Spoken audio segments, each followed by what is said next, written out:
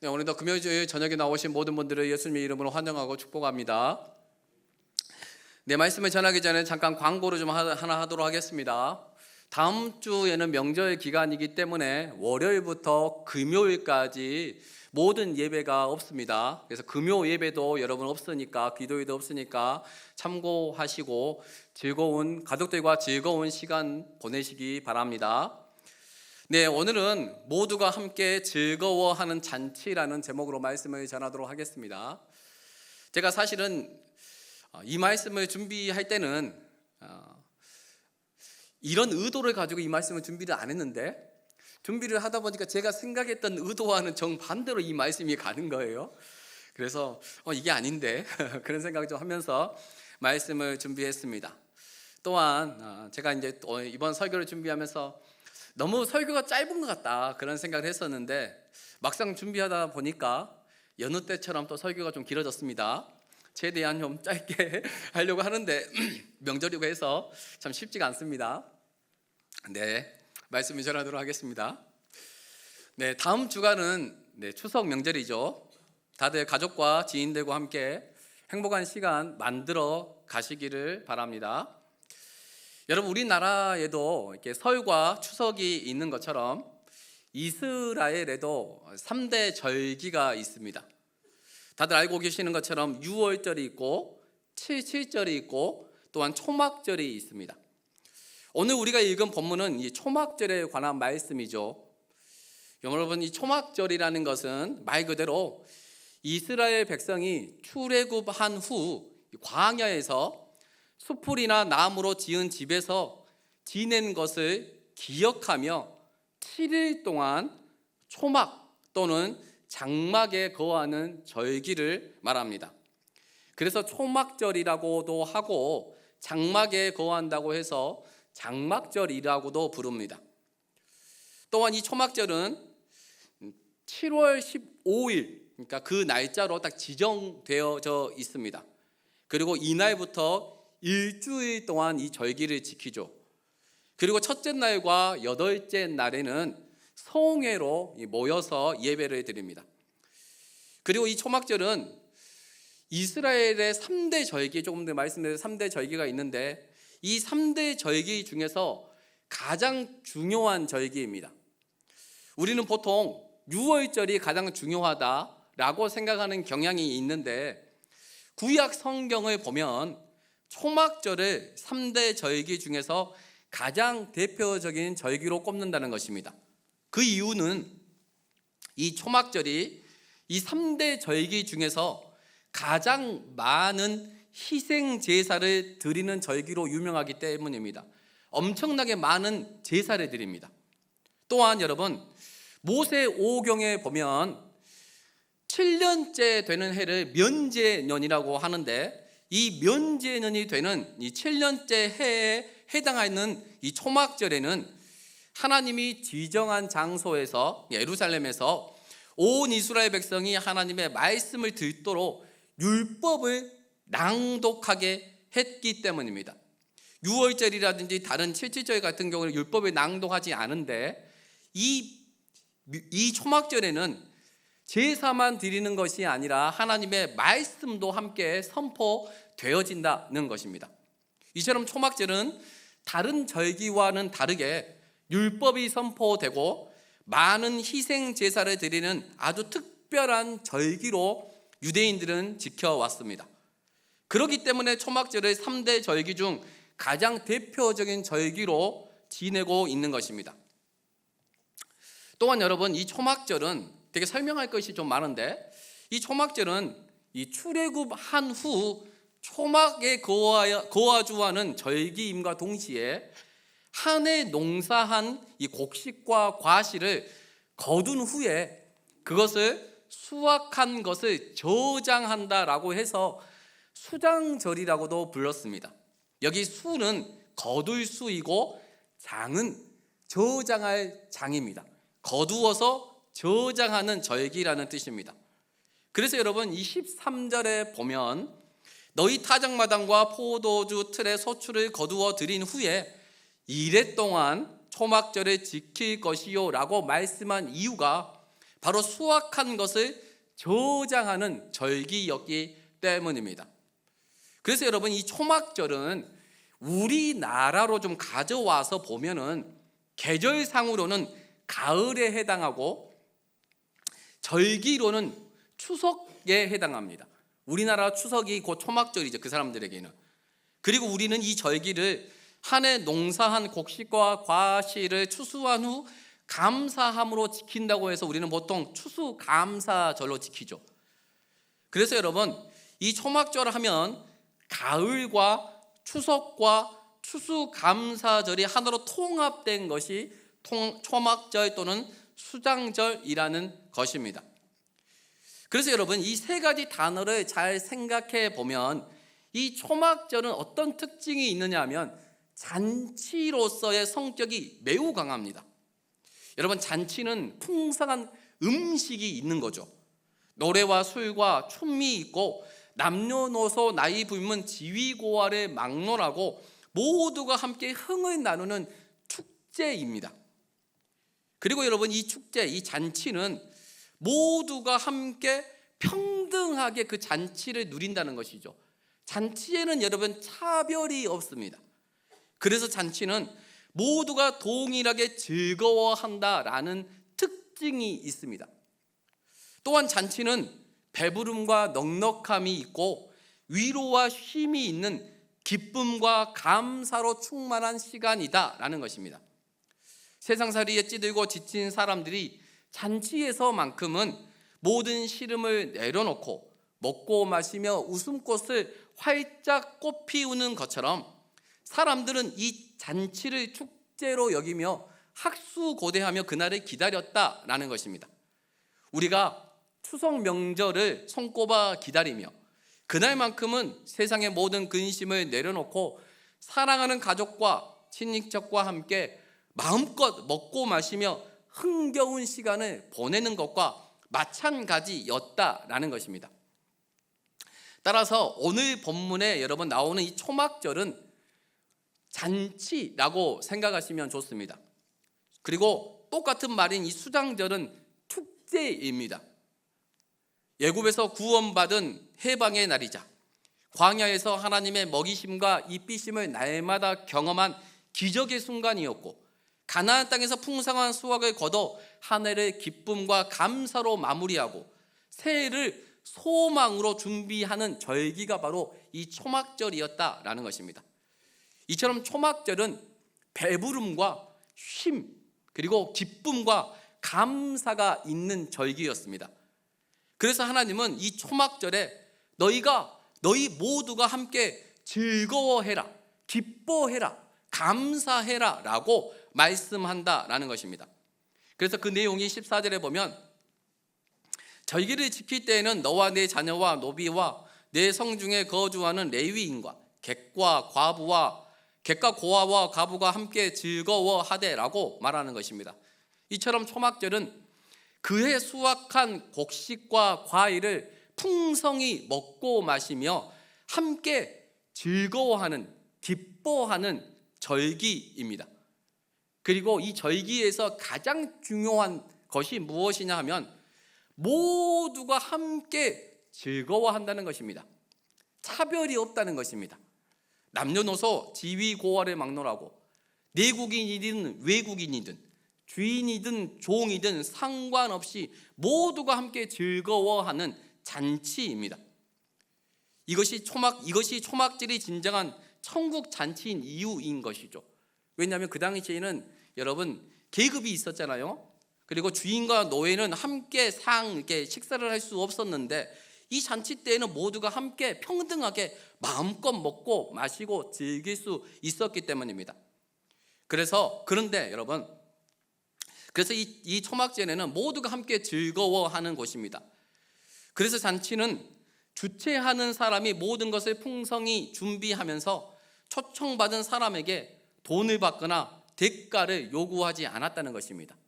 그리고 초청받은 사람은 신분이 어떠하든 계급이 어떠하든 상관없이 초청을 받았다면 그 자격 요건을 구비하지 않아도 잔치에 초대된 이상 마음껏 먹고 마시며 즐길 수 있었습니다.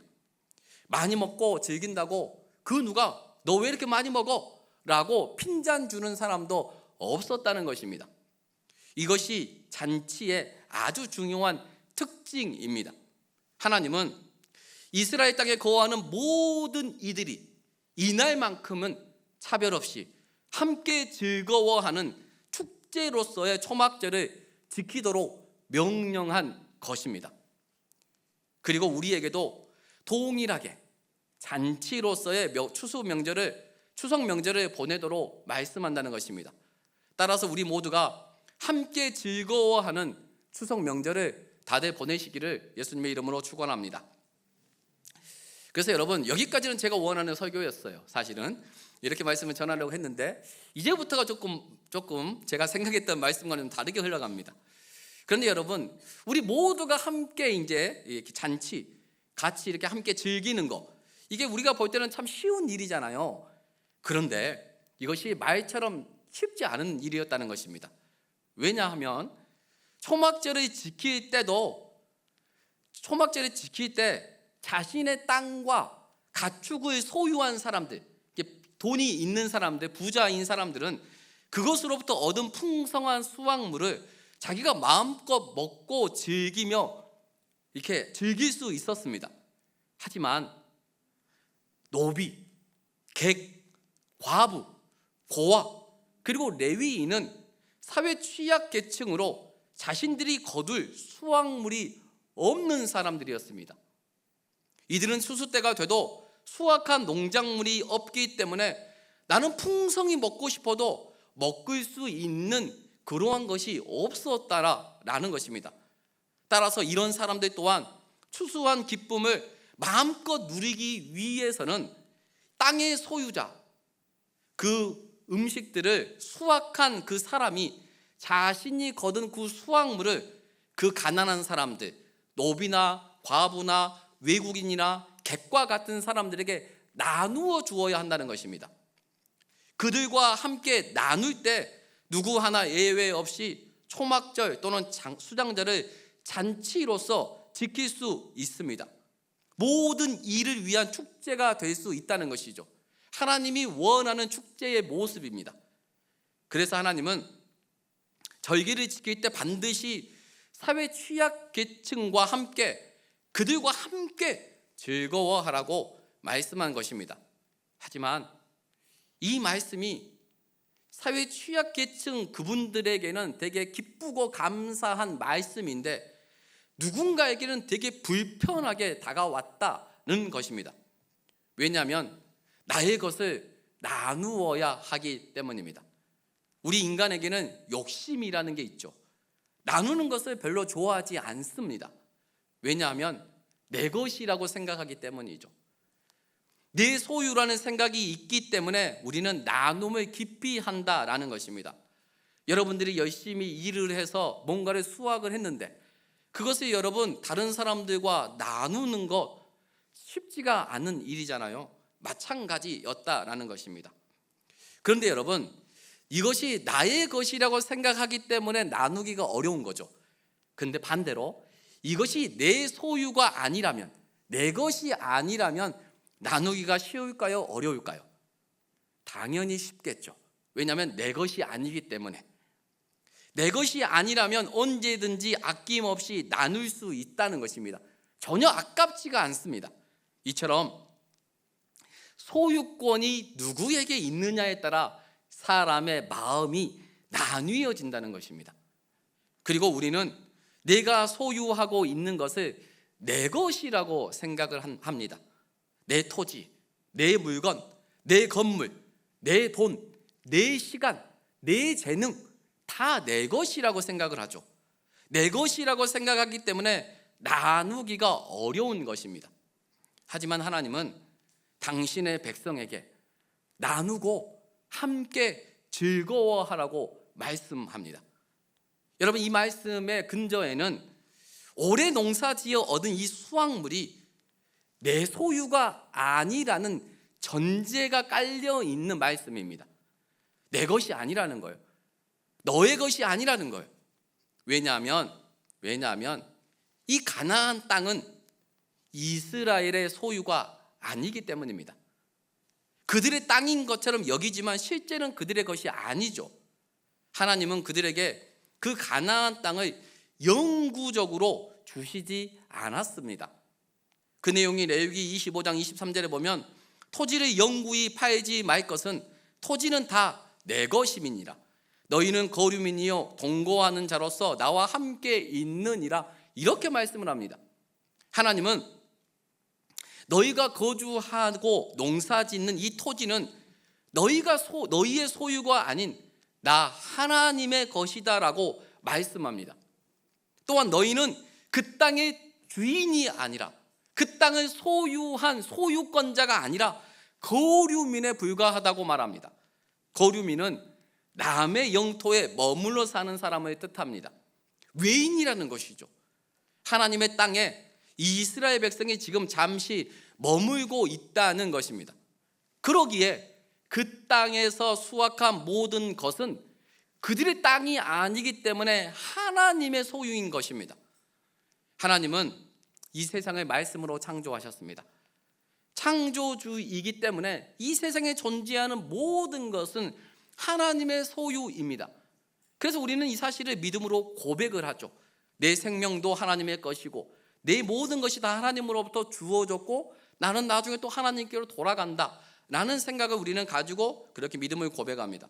따라서 이스라엘은 이 땅이 자신의 소유가 아닌 하나님이 우리에게 임시로 주신 선물임을 기억해야 했습니다.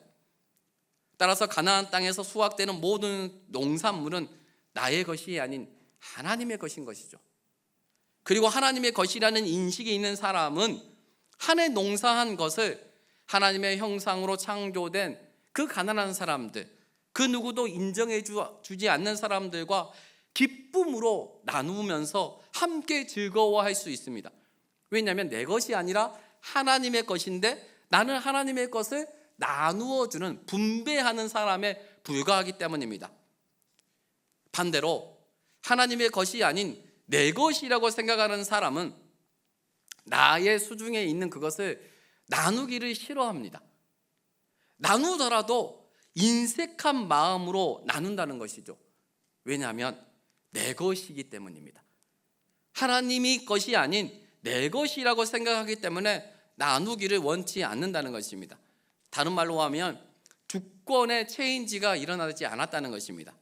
따라서 하나님께서 14절 말씀처럼 모든 이들이 함께 즐거워하는 초막절을 보내라고 말씀한 것은 표면적으로 보면 모든 이들이 함께 즐거워하는 잔치로서의 기능도 분명히 있지만 좀 더 깊이 들어가 보면 나의 삶의 주인이 누구인가, 내가 소유하고 있는 것의 진정한 소유권자, 주권자가 누구인가에 대한 물음이라는 사실입니다. 하나님은 이 사실의 전제로 한 해 수확한 것을 가난한 자와 나눔으로 함께 즐거워하라고 말씀한 것입니다. 그리고 하나님은 우리에게도 동일하게 말씀합니다. 성도분들이 가지고 있는 모든 영역의 주인이 누구냐라는 것입니다. 성도분들의 생명, 건강, 시간, 재산, 그리고 소유물, 여러분에게 주어진 그 모든 것이 누구의 것이냐라고 묻고 있다라는 것입니다. 그리고 우리는 이미 그 해답을 너무나 잘 알고 있죠. 하지만 그 알고 있는 정답대로 살아가는 것이 여러분 결코 쉽지 않다는 거예요. 왜냐하면 내 모든 삶의 주인이 하나님이라고 생각하지 않기 때문입니다. 온전한 주권의 변화가 일어나지 않았기 때문이죠. 많은 것이 하나님의 것일 수 있지만 내 것이라고 생각하는 것이 분명히 내 안에 많이 있다는 거예요. 아직도 내가 주인 삼은 영역들이 있기 때문입니다. 그럼에도 불구하고 여러분, 변하지 않는 불변의 진리는 내가 아무리 내 것이라고 말을 해도 변하지 않는 것은 내 삶은 하나님의 것이라는 사실입니다. 하나님께서 임시로 잠시 사용하도록 맡겨주신 삶이라는 것입니다. 건강도 물질도 시간도 재능도 다 하나님의 것입니다. 그래서 예수님께서 재림하시면 그때 여러분 그 계산을 하시겠죠. 여러분의 인생도 자녀도 하나님께서 허락하시기에 가능한 것이다라는 사실을 우리는 잊지 말아야 합니다. 우리 모두는 주인의 뜻대로 모든 것들을 사용해야 하는 청지기이기 때문입니다. 주인이 맡긴 것들을 주인의 뜻대로 관리하는 위탁 관리자입니다. 따라서 주인이신 하나님의 뜻대로 우리의 생명, 건강, 물질, 재능도 여러분 아낌없이 사용할 수 있어야 합니다. 그것이 내가 하나님을 진정한 나의 주인으로 왕으로 모시는 그러한 삶의 모습이기 때문입니다. 내가 아무리 하나님을 나의 삶의 주인이라고 고백해도 내가 나의 것으로 생각하고 내 마음대로 한다면 그것은 정말 하나님은 나의 삶의 주인으로 여기는 삶이 아닐 수 있다는 것입니다. 그래서 베드로전서 4장 10절에 보면 각각 은사를 받은 대로 하나님의 여러 가지 은혜를 맡은 선한 청지기로 같이 서로 봉사하라고 말씀한 것입니다. 하나님은 우리를 주인이라고 말씀하지 않고 청지기라고 분명하게 말씀합니다. 우리는 서로를 위해 존재하는 하나님의 청지기이기 때문입니다. 이 사실을 우리가 분명히 알고 청지기로서의 삶을 살 때 우리는 모든 사람과 함께 즐거워할 수 있습니다. 우리 모두가 하나님의 것을 하나님과 이웃에게 아낌없이 돌려주어 초막절의 참된 의미를 오늘 나의 삶 속에 그대로 실현해가는 성도분들이 되길 예수님 이름으로 축원합니다. 네, 여기서 설교가 끝났으면 좋겠죠? 네, 한 10분 정도 남았습니다, 여러분. 네. 네. 또한 여러분 우리가 모든 이들과 함께 이 잔치를 해야 하는 이유를 한번 말씀은 다시 한번 또 다른 부분에서 들어보도록 하겠습니다. 여러분 인간의 눈으로 볼 때 이 가나안 땅에 지금 이스라엘 사람들이 살고 있잖아요. 이 가나안 땅은 젖과 꿀이 흐르는 땅이 아니었습니다. 그 땅은 나일강이 있는 애굽처럼 물이 풍족하거나 비가 많이 내리는 땅이 아니었죠. 가나안 땅은 이른 비와 늦은 비가 시기적절하게 내려야만 농사를 지을 수 있는 땅이었습니다. 반대로 이른 비와 늦은 비가 내리지 않으면 농사를 지을 수 없는 척박한 땅이었다는 것입니다. 이처럼 농사가 잘 되어 풍성한 수확을 얻을 수 있는 유일한 방법은 그들이 아무리 노력을 하고 열심히 일을 해도 여러분 이른 비와 늦은 비를 하나님께서 시적절하게 내려주시지 않으면 농사가 꽝이 된다는 것입니다. 좋은 열매를 여러분 맺힐 수 없는 그런 환경이었다라는 것입니다. 그리고 여러분 우리는 그 이른 비와 늦은 비를 우리가 원하는 대로 내리게 할 수 없습니다. 이것은 우리 인간의 한계 밖의 영역이죠. 자연세계 이치는 그것을 창조하고 다스리시는 하나님만이 주관할 수 있다는 것입니다. 하나님께서 이스라엘 백성에게 이른 비와 늦은 비를 적절히 주셔야지만 여러분 농사가 잘 된다는 것입니다. 풍성한 열매를 맺을 수 있다는 것이죠. 그래서 신명기 11장 14절에 보면 여호와께서 너희의 땅에 이른 비, 늦은 비를 적당한 때에 내리시리니 너희가 곡식과 포도주와 기름을 얻을 것이요 라고 말씀합니다. 하나님께서 비를 적당한 때에 주셔야지 너희가 원하는 곡식과 포도주와 기름을 얻을 수 있다라고 하나님은 분명히 말씀합니다. 이처럼 하나님은 자연 세계를 주관하시고 환경과 상황을 다스리심으로 당신의 백성들에게 풍성한 수확을 얻을 수 있도록 역사하시는 분이라는 것입니다. 이처럼 모든 것이 하나님의 은혜이고 그분의 주권하에 있다는 것입니다. 하나님의 은혜가 아니면 그들은 먹고 살 수 없다는 것입니다. 우리의 삶도 여러분 마찬가지라는 것이죠. 이 세상에 우연은 없습니다. 모든 것은 다 하나님의 섭리와 주권하에 있습니다. 여러분이 아무리 일을 열심히 하고 땀을 뻘뻘 흘리면서 무언가를 열심히 해도 하나님께서 환경을 열어주시지 않으면, 하나님께서 여러분에게 건강의 복을 주시지 않으면 그 수고한 만큼 풍성한 수확을 얻을 수 없다는 거예요. 따라서 여러분이 수고하고 땀을 흘리는 것이 형통으로 이어지기 위해서는 하나님께서 여러분의 환경과 상황의 문을 활짝 열어주셔야 한다는 것입니다. 하나님께서 인복을 주시고 재물복을 주시고 형통의 은혜를 허락하셔야만 우리의 삶이 그런 삶으로 나아간다라는 것입니다. 다들 경험해서 아시는 것처럼 세상살이는 나의 힘만으로 되지 않잖아요. 그래서 사람들은 줄을 잘 서야 된다고 말을 하죠. 내 힘으로 할 수 없으니까 다른 잘 사는 사람 그 뒤에 줄 서서 어떻게 그 사람을 의지해서 내가 좀 잘 살아봐야 되겠다라고 얘기를 하는 거죠. 하지만 여러분, 사람을 의지하는 자는 결국에는 넘어지게 되어 있습니다. 잘 가다가도 어느 한순간에 여러분 깨진다는 거예요. 그 이유는 사람은 믿을 만한 대상이 아니기 때문입니다. 여러분이 믿고 의지할 대상은 하나님만이 유일하기 때문입니다. 따라서 우리는 하나님이 생사화복을 주관하시며 내 삶의 주인은 하나님이심을 고백하며 내가 수확한 모든 것이 하나님으로부터 선물로 주어졌음을 알고 하나님의 것을 하나님의 뜻대로 사용하는 저와 여러분이 되어야 합니다. 그것이 하나님의 은혜를 아는 자의 마땅한 모습이자 도리이기 때문입니다.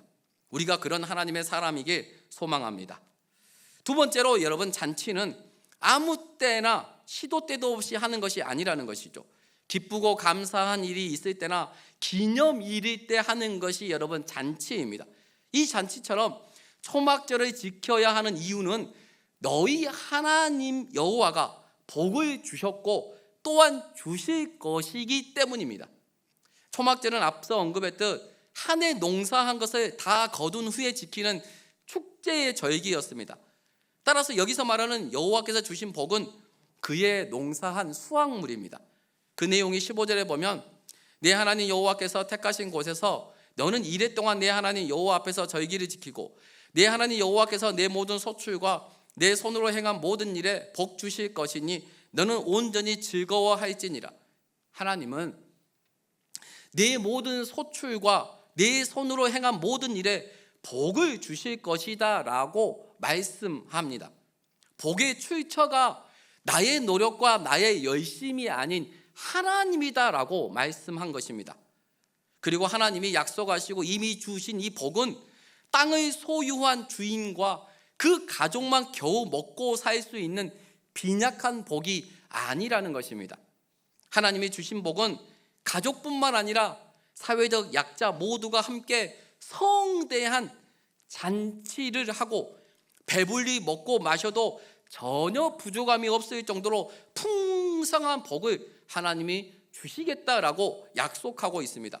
그래서 모든 이들이 배부르며 온전히 즐거워하는 것이 초막절을 지키게 한 이유였습니다. 이처럼 하나님은 당신의 자녀들에게 이미 풍성한 복을 주셨고 앞으로도 주실 것이다 라고 말씀합니다. 그리고 그 풍성한 복을 주시는 이유는 14절 말씀처럼 모두가 함께 즐거워하기 위함 때문입니다.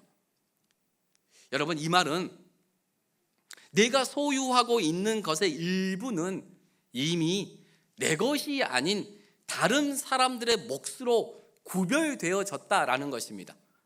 하나님께서 그렇게 사용하도록 우리에게 풍성한 복을 주셨고 앞으로도 주실 것이다 라는 것입니다. 왜 하나님이 빈약한 복을 주시지 않고 왜 풍성한 복을 주시겠다 말씀하시냐면 너희들만 잘 먹고 잘 사는 너희들만을 위한 복이 아니라 많은 사람들에게도 흘려보내는, 그래서 모두가 함께 잔치를 하는 그런 복을 주시는 것입니다. 따라서 우리는 소득의 10분의 1을 하나님께 드리는 것처럼 또 다른 10분의 1을 가난한 이들에게 나누어 주어야 합니다. 왜냐하면 그것은 나의 몫이 아닌 그들의 몫이기 때문입니다. 하나님께서 그것을 우리에게 요구하시기 때문입니다. 그래서 여러분 신명기 26장 11절에 보면 12절에 보면 셋째 해 곧 11조를 드리던 해에 내 모든 소산의 11조 내기를 마친 후에 그것을 레위인과 객과 고아와 과부에게 주어 내 서급 안에서 먹고 배부르게 하라 라고 이렇게 말씀을 합니다. 이 말씀처럼 우리는 가난한 이웃을 위한 물질을 들여 함께 먹고 배부르게 해야 합니다.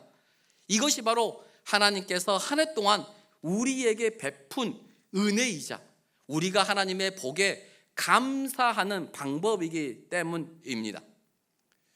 네, 마지막으로 16절과 17절에 보면 초막절을 지킬 때 빈손으로 여호와를 뵙지 말고 각 사람에게 주신 복을 따라 그 힘대로 드려야 한다고 또 하나님은 말씀합니다.